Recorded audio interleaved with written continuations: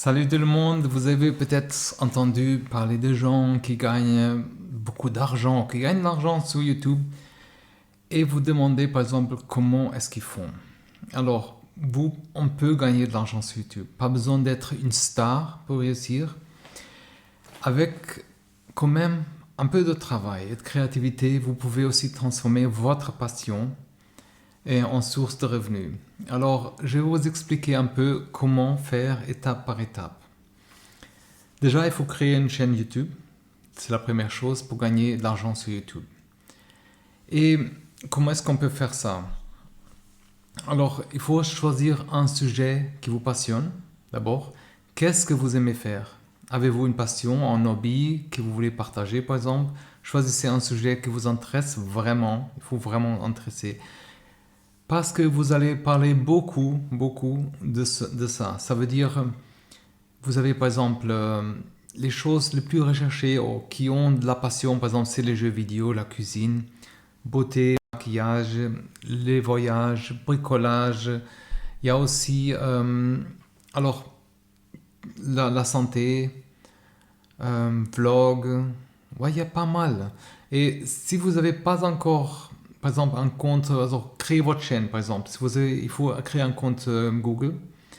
Ensuite, les tags sont moins pertinents qu'avant, mais les mots-clés aident YouTube à comprendre de quoi parle votre vidéo.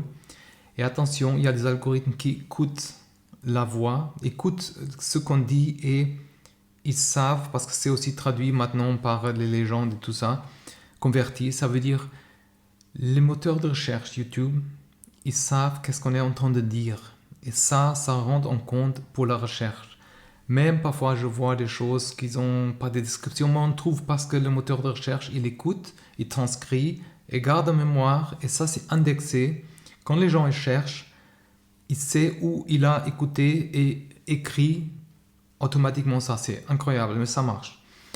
Alors, les mots-clés aident vraiment à comprendre YouTube et les algorithmes, où trouver quoi. Écrivez des descriptions un peu, parce que parfois ça m'ennuie aussi d'avoir des descriptions qui disent rien. Ça veut dire, comment est-ce qu'on peut savoir, bon, le titre, ça dit pas forcément tout, mais si on a une petite description, ça nous aide, ça aide aux spectateurs de comprendre de quoi parle votre vidéo. Ça m'embête parfois, je vois des choses, il n'y a rien, il n'y a pas de description. Et voilà, c'est un risque, on perd notre temps à voir des choses, à la fin, c'était pas ça. C'est un petit résumé, au moins on sait de quoi on parle. Les tags sont des mots-clés, si jamais, supplémentaires qu'on peut ajouter à la fin. Il y a vraiment, quand vous créez sur YouTube Studio, il y a vraiment une partie où on peut introduire des tags. Utilisez des tags qui sont vraiment pertinents. Et il ne faut pas trop utiliser parce que des algorithmes n'aiment pas ça et ça peut aussi confondre. Il faut que ça soit vraiment pertinent. Vraiment, il suffit 3, 4, 5, j'utilise un peu plus là maintenant, mais alors oui, ça c'est important. Et aussi des titres accrocheurs. Moi, je peux faire, à mon avis, je peux faire plutôt des titres qui sont réels. S'il y a vraiment des gens qui sont intéressés, ils voient les titres, je suis intéressé. C'est pas parce que c'est spectaculaire, c'est parce que c'est ça que je veux. Le titre de votre vidéo doit être vraiment inclure aussi les mots-clés. Et un bon titre incite les gens à cliquer sur votre vidéo. Et là, comme j'ai dit avant, on exagère beaucoup. Alors c'est n'importe quoi parfois. Voilà. Engager votre audience, ça vient après. Ça veut dire interagir avec votre audience est aussi important pour YouTube. Comment est-ce qu'on peut engager l'audience? Alors, répondre aux commentaires.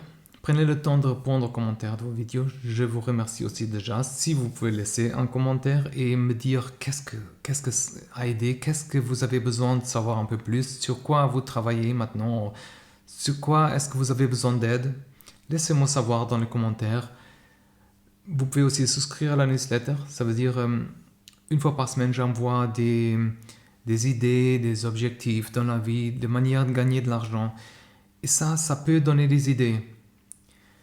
Aussi, souscrire à la chaîne si jamais vous demandez aussi, souscrire à la chaîne et partager avec les gens qui ont besoin. Et faites par exemple aussi des lives. Attention, certaines choses, il faut quand même avoir déjà un certain nombre d'abonnés et de heures pour arriver à faire des lives. Les lives sont vraiment un bon moyen d'interagir en direct avec votre audience.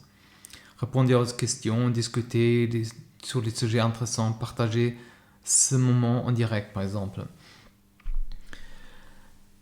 On peut aussi créer des sondages et des questions-réponses par exemple, utiliser pour demander à l'audience, demander par exemple leur avis par exemple, sur différents sujets et utiliser leurs réponses aussi pour créer du contenu. C'est des idées qui viennent. Demandez surtout des retours parce que demander à vos abonnés, vous donner des retours sur vos vidéos. Ça vous aide à savoir qu'est-ce qui fonctionne bien, ce qui peut améliorer. Et attention à ces gens spammers, des gens qui sont un peu plus dans la mauvaise critique. Mais il faut accepter, il ne faut pas se laisser intimider. Il y a quand même un filtre, il y a des filtres déjà sur YouTube, des choses un peu, ça filtre un peu déjà tout ce qui est déjà un peu exagéré dans tous les sens, c'est déjà filtré. Vous pouvez aussi mettre sur strict ou moyen, par exemple. Mais les autres, ça peut être productif. Même quelqu'un qui n'est pas content, pourquoi il n'est pas content, vous pouvez demander ou dire merci, j'apprécie votre commentaire, j'essaie de faire autrement, donnez-moi une idée, par exemple, mais vous devrez quand même être, fort dans votre position et faites continuer à faire ce qui vous semble correct.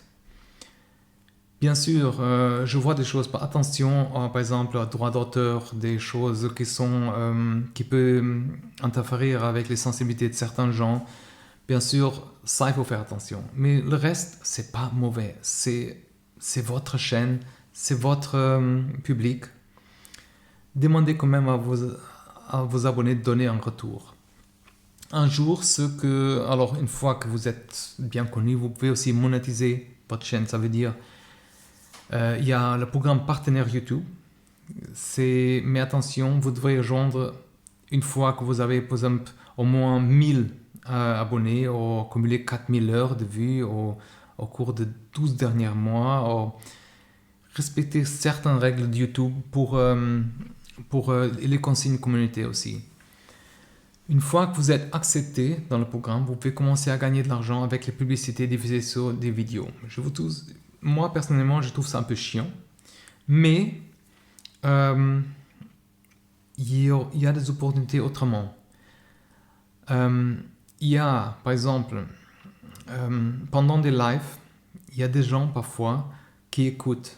On ne sait pas qui est en train d'écouter. Vous avez, par exemple, des sponsors. Vous avez des gens qui sont intéressés à travailler avec vous. Ça, c'est pas directement sur YouTube, vous gagnez de l'argent après. C'est avec ces sponsors, c'est avec ces promotions de certains produits.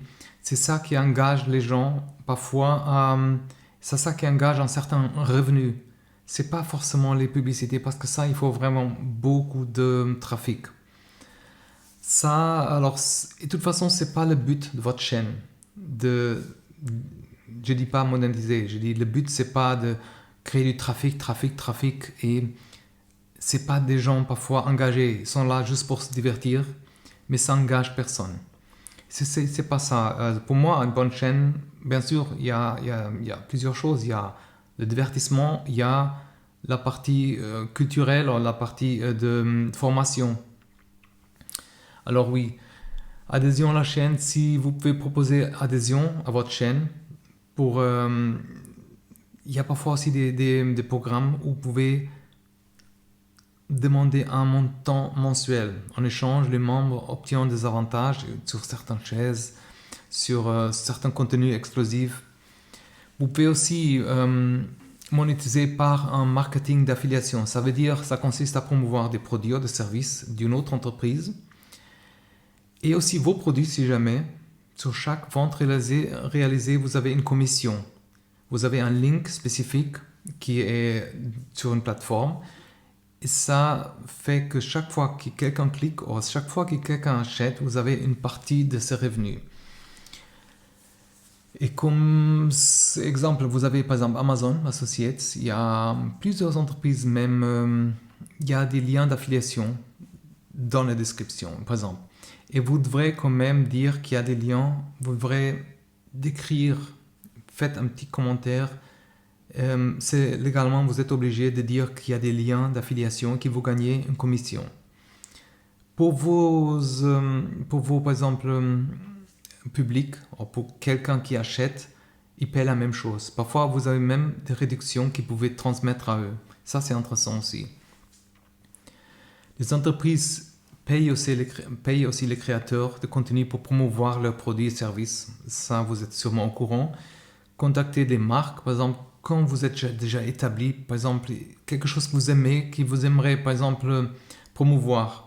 Quelque chose que vous utilisez déjà de quotidien ou que vous pouvez être vraiment bien payé pour mentionner leurs produits dans vos vidéos. Et ça commence à être intéressant quand vous avez des vidéos qui sont sponsorisées, par exemple.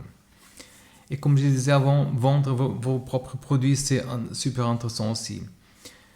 Vous pouvez, par exemple, créer par exemple, des t-shirts, des mugs, posters, des produits numériques, e-books, des cours en ligne, si jamais. Vous pouvez utiliser des plateformes Teespring pour les t-shirts. Vous avez Merch by Amazon pour créer et vendre vos produits. Crowdfunding, c'est aussi une manière de gagner de l'argent. Vous pouvez utiliser les plateformes crowdfunding comme il y a Patreon ou Tipeee pour obtenir un certain soutien financier de vos abonnés. En échange, quand même, offrez-leur des avantages exclusifs à eux, comme des vidéos, par exemple, en avant-première, des sessions en chat direct, contenu exclusif, quelque chose, un produit numérique en retour. Avec le temps, il faut fidéliser votre audience aussi pour réussir à long terme. C'est important. Comment est-ce qu'on fait par exemple, on peut offrir du contenu de qualité, de toute façon, continuer toujours à produire du contenu de qualité régulièrement. Plus votre contenu est intéressant et utile, plus vos abonnés vont revenir. Aussi, créer une communauté. Ça veut dire créer une communauté, par exemple, autour de votre chaîne. Utilisez les forums, par exemple, les groupes de Facebook, il y a Quora, il y a des chats en direct pour permettre aux abonnés de connecter et discuter entre eux. Tout ça, ça demande quand même un certain engagement, c'est clair. Au début, il ne faut pas se faire la tête avec ça. Il faut vraiment commencer depuis le début. Les concours, par exemple, on peut fidéliser quelqu'un, offrir des produits gratuits, des avantages exclusifs, par exemple, tout ça. Surtout, ce que je vois, c'est rester accessible. Ne prenez pas votre audience pour acquise, attention. Restez accessible et engagez-vous régulièrement avec vos abonnés. Montrez que vous appréciez leur soutien, vraiment. Analyser et s'adapter, par exemple, pour continuer à croître et à réussir, vous devrez constamment analyser vos résultats et vous adapter. Par exemple, vous pouvez utiliser dans la chaîne, il y a Analytics là derrière. YouTube Analytics c'est un outil puissant pour suivre les performances de vos vidéos. Au début, il ne faut surtout pas se faire la tête avec ça. Regardez après quelles vidéos obtiennent plus de vues, combien de temps de spectateurs regardent vos vidéos, d'où vient le trafic. Mais encore une fois, il ne faut pas se focaliser sur ça. Vous faites surtout au début que pour vous, pour pratiquer, pour trouver votre public, pour être vous-même à l'aise sur la caméra. Devant la caméra, c'est pas évident, c'est vraiment pas évident. Et surtout, tester différentes stratégies. Il ne faut pas avoir peur, par exemple, de tester, par exemple, essayer différents types de contenus. Moi, j'essaie certains types de contenus qui me disent aussi quelque chose, c'est clair. Changer la mise en page de votre vidéo, tester des nouvelles stratégies de marketing, analyser aussi les résultats, par exemple, et ajuster avec votre audience. Prenez en compte aussi les retours de votre audience. Qu'est-ce qu'ils aiment, par exemple? Qu'est-ce qu'ils veulent voir de plus? C'est pour ça que je demande, dites-moi dans les commentaires. Comme ça je peux utiliser votre retour aussi pour améliorer votre contenu. Ou créer sur quelque chose où vous voulez savoir un peu plus, par exemple. Alors, on a pas mal parlé de tout.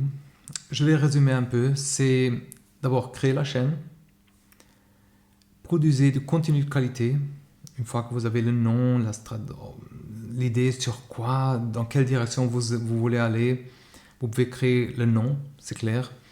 Optimiser les vidéos depuis le début si vous pouvez. Il faut suivre un peu ce qui est écrit et même dans les commentaires. Alors je vous envoie ça aussi. Engagez avec votre audience et après un jour vous arrivez à monétiser. Mais surtout, la chaîne c'est d'abord pour vous exprimer, pour donner au monde une ressource. Et je vous dis, avec la motivation, la persévérance, c'est presque impossible de ne pas réussir quelque chose qui marche. Alors, vous pouvez réussir, croyez-moi, et vivre aussi de votre passion pour la création de vidéos. Encore une fois, je serais très content que vous laissiez un commentaire, me dire en quoi ça vous a aidé, sur quoi vous voulez savoir un peu plus. Partagez aussi, souscrire à la chaîne et surtout courage et restez en contact. À la prochaine. Bye bye.